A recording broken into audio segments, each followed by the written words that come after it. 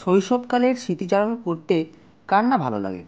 আমরা প্রত্যেকেই শৈশবের কোনো না কোনো স্মৃতি মাঝে মধ্যেই আলোচনা করি। আজ আমরা সেই শৈশবের হারিয়ে যাওয়া কিছু জিনিস, গ্রাম বাংলা, খেলাধুলা এসব নিয়ে স্মৃতিচারণ করব। আজকের এই ভিডিওটি একটু অন্য। আমরা ছোটোবেলায় কতই না খেলা খেলতাম, বন্ধু বান্ধবদের সাথে।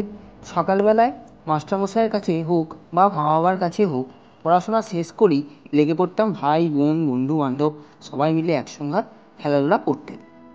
সকাল পেরিয়ে দুপুর হয়ে গেলেও থাকতো না কোনো হুঁশ। শেষমেশ হয় মা কিংবা বাবা রেগে যতক্ষণ না আমাদের হাঁক দিত ততক্ষণ অবধি বাড়ি আসতাম না।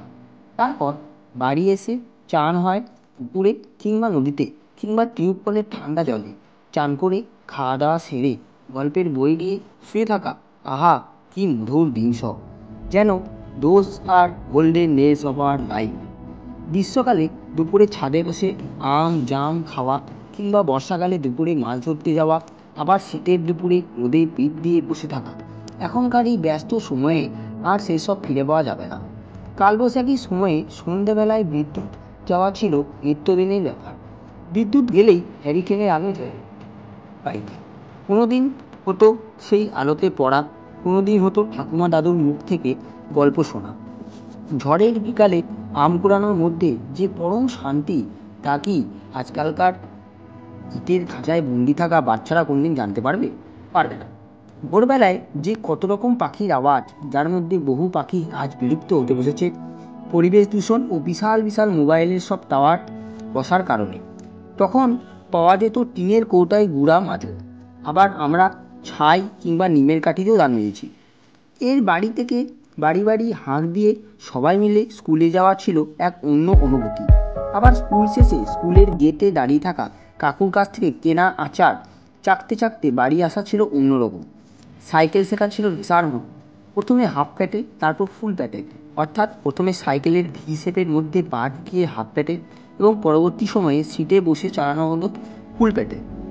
মাঠে খেলা হতো প্রতিদিন বিকালে, তার মধ্যে ছিল ফুটবল, ক্রিকেট, হাডুডু, খোখো প্রভৃতি। আবার অন্য সময় লুকোচুরি, কুমিরডাঙ্গা, চোর পুলিশ এইসব খেলাও হতো বহাল তবিয়তে। আচ্ছা, তোমরা কে কে খেলেছো আমায় কমেন্ট করে জানিও তো। তখনকার দিনে সাঁতার শিখতে কোনো সুইমিং পুলের দরকার পড়তো না, ছিল প্রাকৃতিক সুইমিং পুল, পুকুর ও নদী। কে কত ভালো ও তাড়াতাড়ি গাছে উঠতে পারে তা নিয়ে চলতো প্রতিযোগিতা।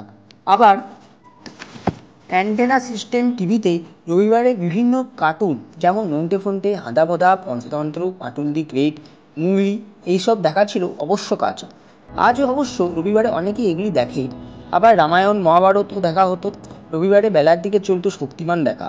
আহা, যদি সেই সময় আবার ফিরে পেতাম। এখন বাচ্চাগুলোকে পাই শুধু ছুটতে আর ছুটতে।